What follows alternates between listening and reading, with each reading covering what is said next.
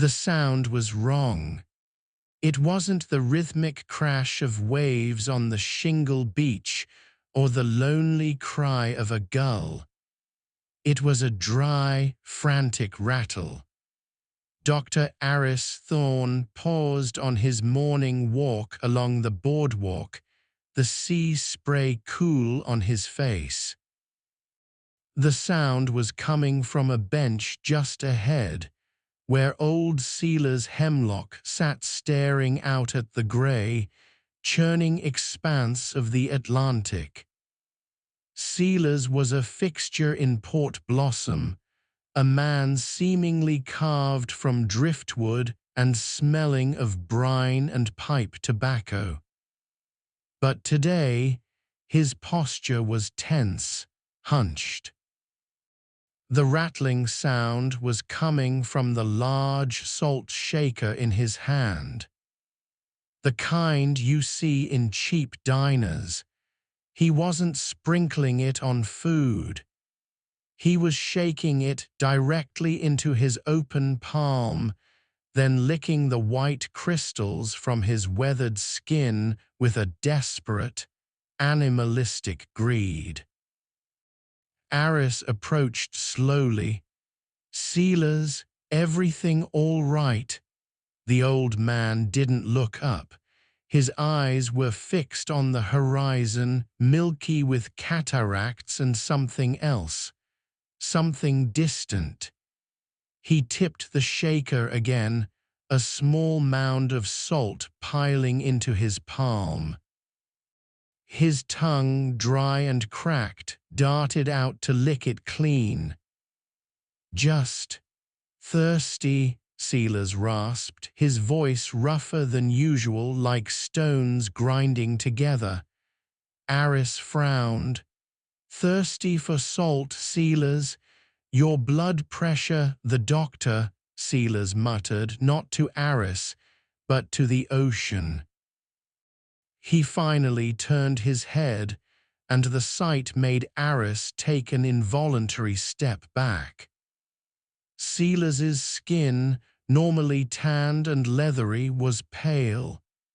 Not just pale, but pallid, with a strange, moist sheen, like a fish left on the deck too long. His eyes were wide, unfocused. "The doctor says no, but the sea says yes."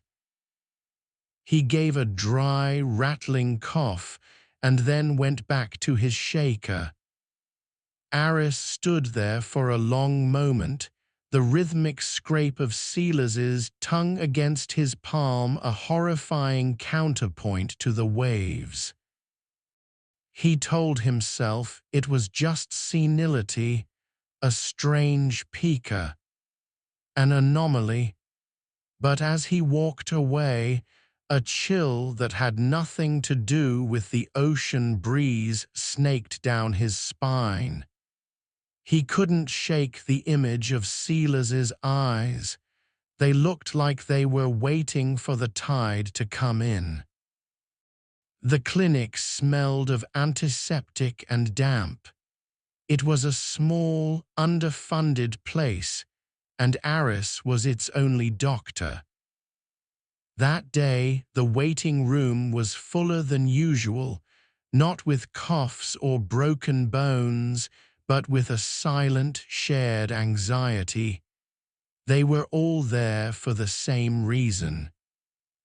"It started last week," said Martha, a woman who ran the local bakery.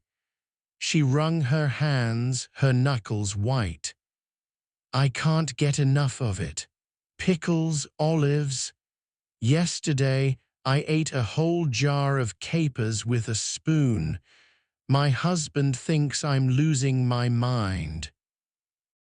Her skin had the same pallid, damp quality as Sealers's. One by one, they told their stories. A fisherman who gnawed on salt-cured bait. A teenager who stole salt packets from the diner. They were embarrassed, ashamed. They spoke in whispers, as if the craving itself was a shameful secret. Aris maintained his professional calm, taking notes, drawing blood, checking vitals. He told them it was likely a mineral deficiency, maybe an issue with iodine absorption.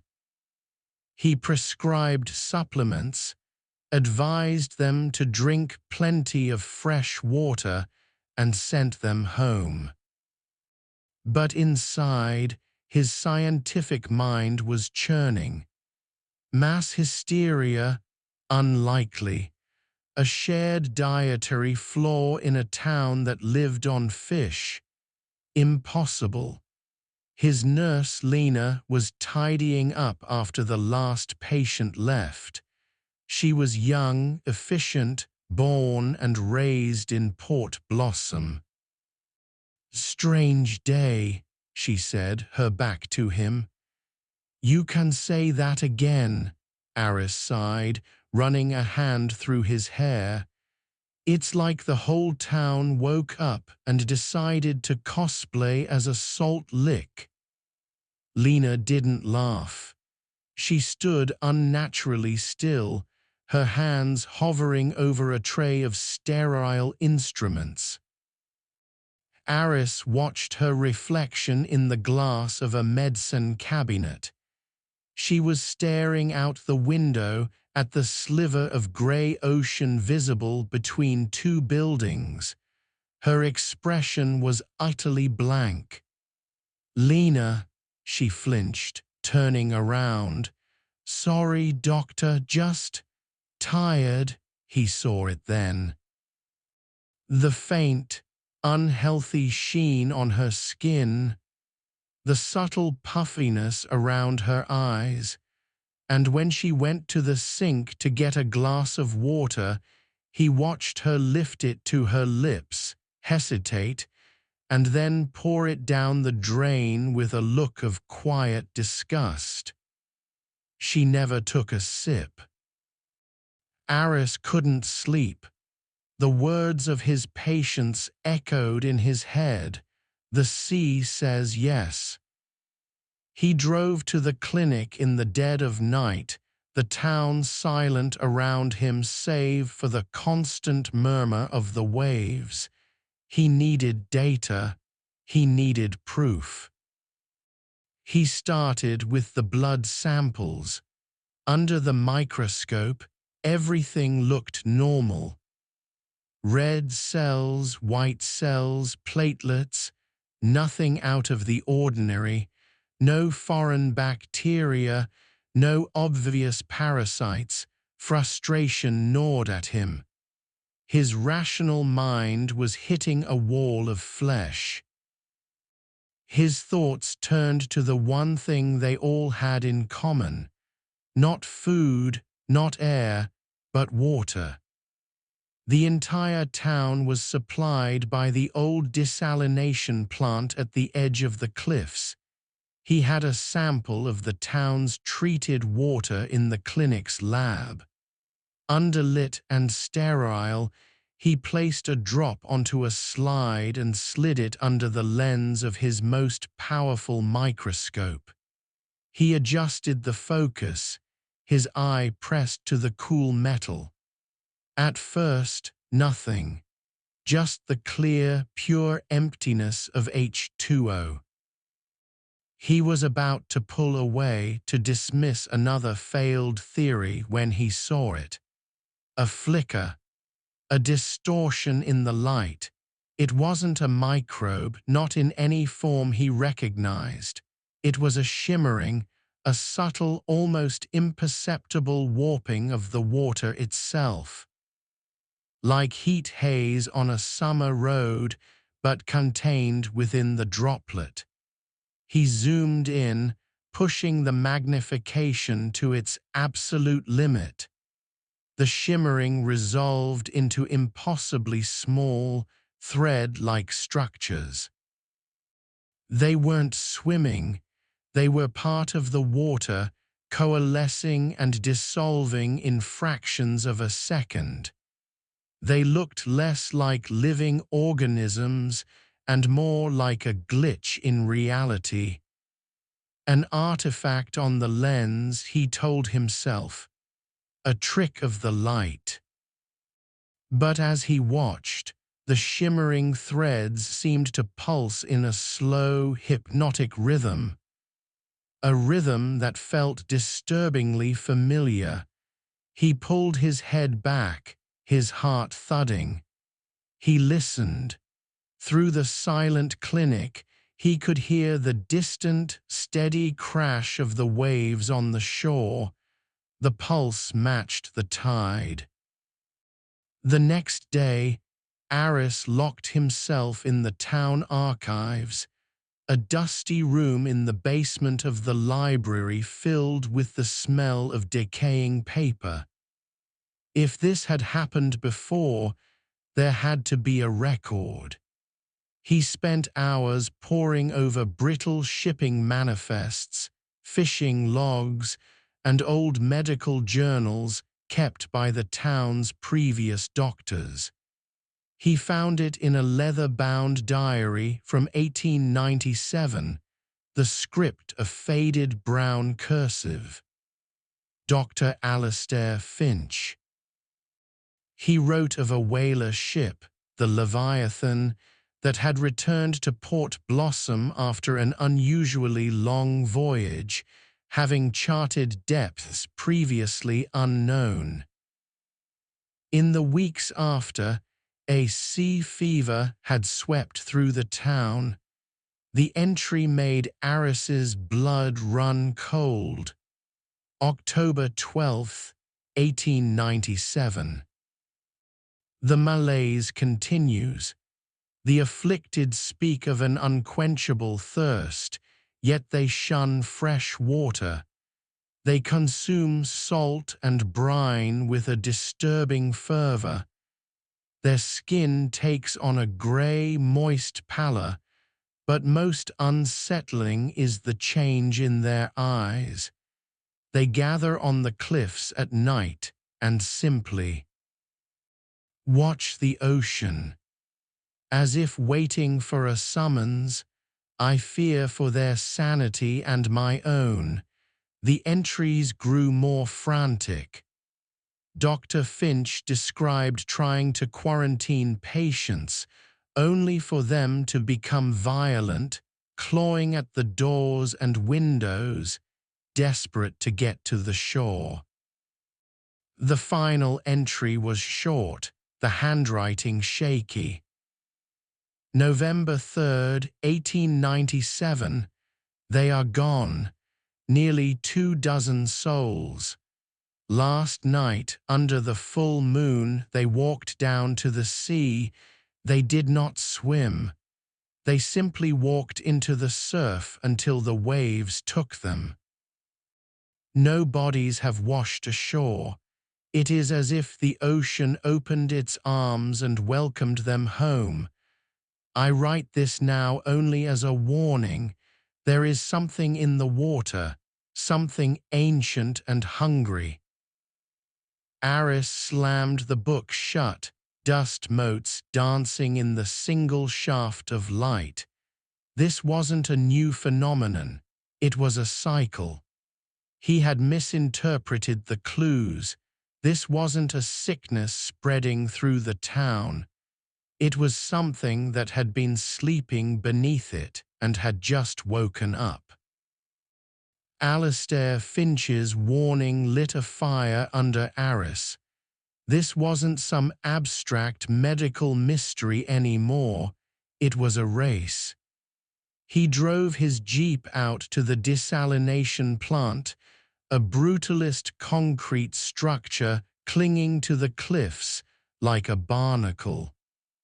The air hummed with the thrum of its machinery. His target was the deep water intake pipe, a massive iron conduit that plunged hundreds of feet into a deep offshore trench. If Finch was right, the source was down there. Cutting it off was the only logical solution. He found the plant's aging foreman, a man named George, who looked at him with the same dull, listless eyes as the rest of the town. "Shut it down," George mumbled, chewing on a piece of salted beef jerky. "Can't, town needs water." "The water is what's making everyone sick, George," Aris insisted, his voice echoing in the cavernous pump room. "We need to shut off the main intake valve now." After a heated argument, filled with threats of state health departments and quarantines, George grudgingly relented. Together, they descended a series of rusting iron ladders into the sub-basement, a place of dripping pipes and oppressive darkness. The main valve was a colossal iron wheel, red with rust, connected to the primary intake pipe. As they approached, Aris heard it, a low, resonant hum vibrating through the floor. It wasn't the machinery. This sound was deeper, more organic. It was a thrumming, a deep-sea chant that seemed to bypass his ears and sink directly into his bones. It was the sound he had imagined when he saw the pulsing threads under the microscope. The sound of the tide, amplified 1,000 times. "What is that?" Aris asked, his voice barely a whisper. George just stared at the pipe, a flicker of something like recognition in his eyes. "Lullaby," he breathed. With a surge of adrenaline, Aris grabbed the wheel. He and George put their combined weight into it, straining against a century of rust and salt. It resisted, groaning in protest.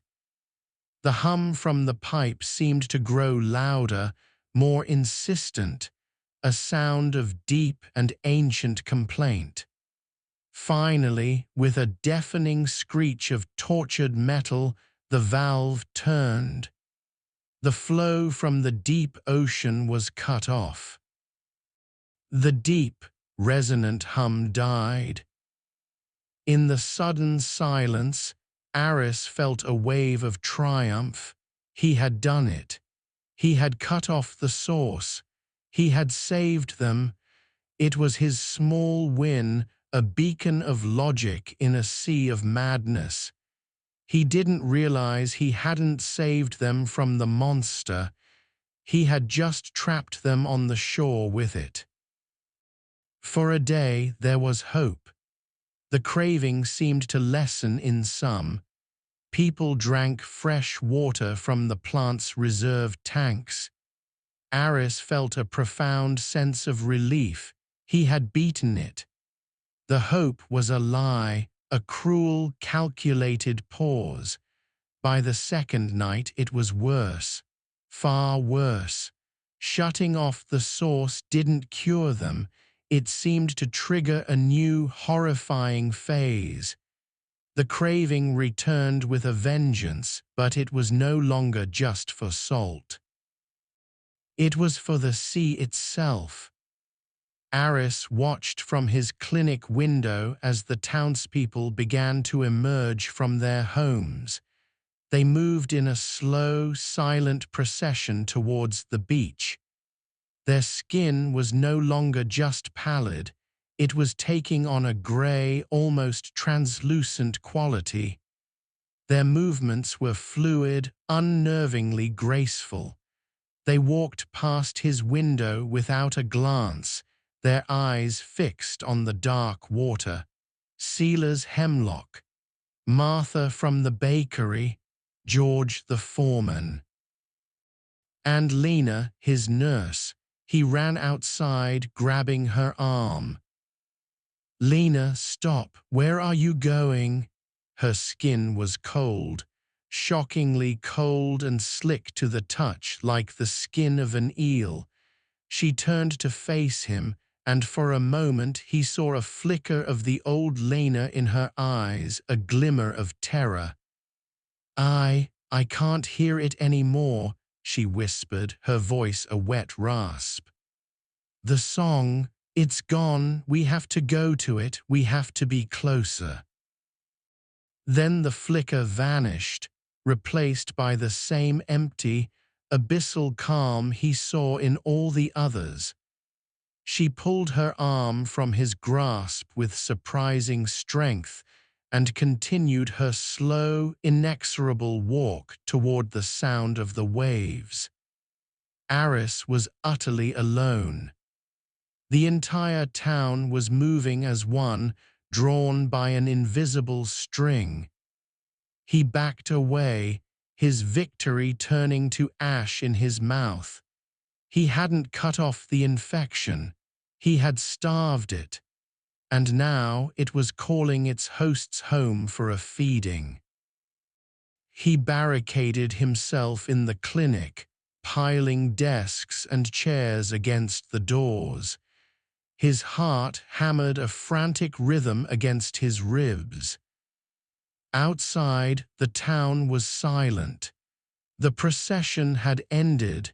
They were all on the beach now, waiting.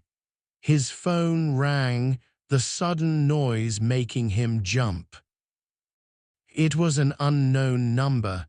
He answered with a trembling hand. "Hello, Dr. Thorne. This is Dr. Evans from the Woods Hole Oceanographic Institute. You sent me a water sample." The voice was sharp, academic, and panicked.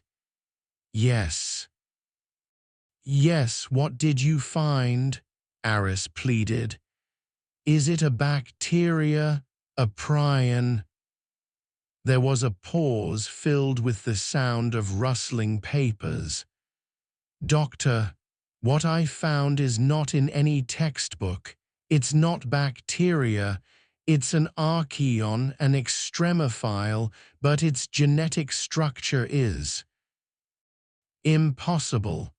It operates less like a single-celled organism and more like a distributed consciousness.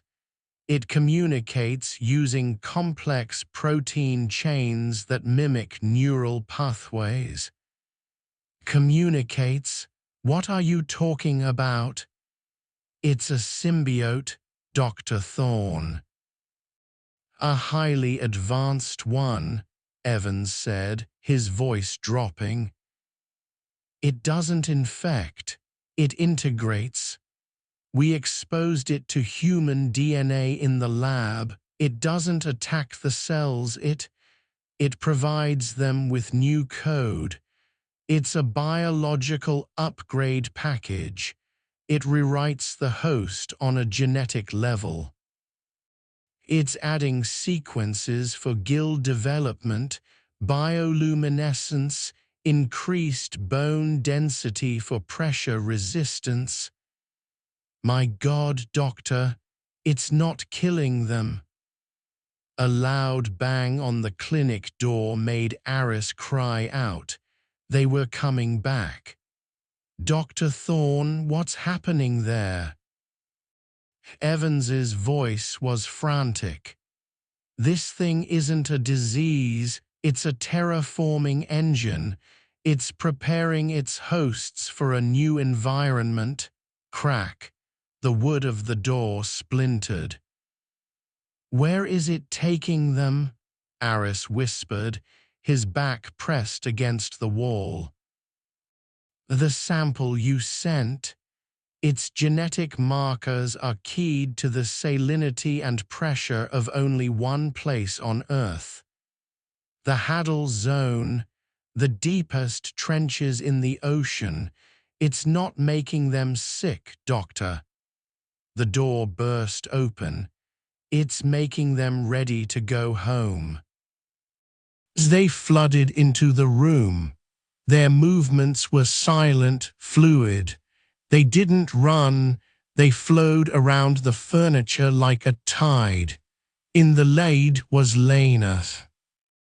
She was beautiful and terrifying. Her skin had a faint, pearlescent glow.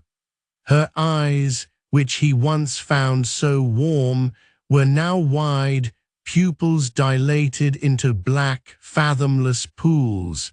She didn't look human anymore. She looked like something from the bottom of the sea, wearing a human-shaped shell. Aris scrambled backward, falling over a chair. They surrounded him, their cold, damp hands grabbing his arms and legs, pinning him to the floor. He struggled, but it was like fighting the undertow itself. Lena knelt beside him. When she spoke, her voice was a layered chorus, her own soft tone interwoven with a deep, gurgling resonance that vibrated in Aris's teeth. It was the hum from the pipe. "You closed the door," the chorus voice said. It was not an accusation. It was a statement of fact. "You stopped the song." "Lena, please," Aris begged, tears streaming down his face. "Snap out of it." "Lena is listening," the voice replied, a faint, alien smile gracing her lips. "We are all listening now. The salt is a promise. The sea calls us home." She produced a glass filled with water from the clinic's own tap, water from the reserve tanks, water that was still saturated with the shimmering, living intelligence. She brought it to his lips. He clamped his jaw shut, but George, his face a grey mask, pried it open. The water was cold, impossibly cold. As it washed down his throat, he felt it, not as a liquid, but as an infusion of information. 1 billion years of abyssal silence, of crushing pressure and absolute darkness flooding his cells. His human consciousness recoiled, a flickering candle in a hurricane. His scientific mind was the last part of him to die. It watched with detached, clinical horror as the change began. It catalogued the strange tingling in his hands and feet, the feeling of his cartilage softening, reshaping. It noted the way the light from the fluorescent bulbs now seemed harsh and painful, while the shadows in the corners of the room felt comforting, welcoming. They lifted him to his feet. He did not resist. He was one of them now. They flowed out of the clinic and back toward the beach, a silent congregation under the impassive gaze of the stars. He could feel the collective consciousness, the shared purpose. They were a single organism in many bodies, a nascent colony waiting for the tide. He looked at Lena, at her wide, black eyes. He saw no malice there, only a profound, ancient peace. She was no longer a nurse from a dying town. She was a harbinger of a new form of life. The last vestiges of Dr. Aris Thorne, the man of logic and reason, screamed silently inside the prison of his changing flesh. He remembered sunlight, the taste of coffee, the feeling of a warm, dry bed. These memories were now alien artifacts, data from a discarded world. He stands on the edge of the water with the others. The night air is cold, but he no longer feels it. Cold is familiar. Cold is correct. He looks down at his hands in the moonlight. The skin is smooth, gray, and semi-translucent. He can see the faint, dark lines of his own veins pulsing with a slow, powerful rhythm.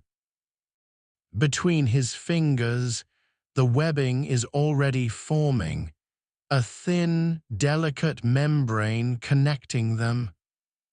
The salty spray from the waves mists his face, and he inhales deeply. It's not just the smell of salt and water anymore. It's a language.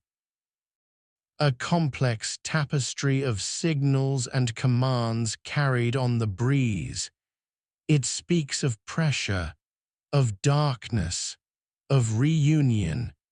He lifts his head and looks out at the black, endless water. The horizon is gone.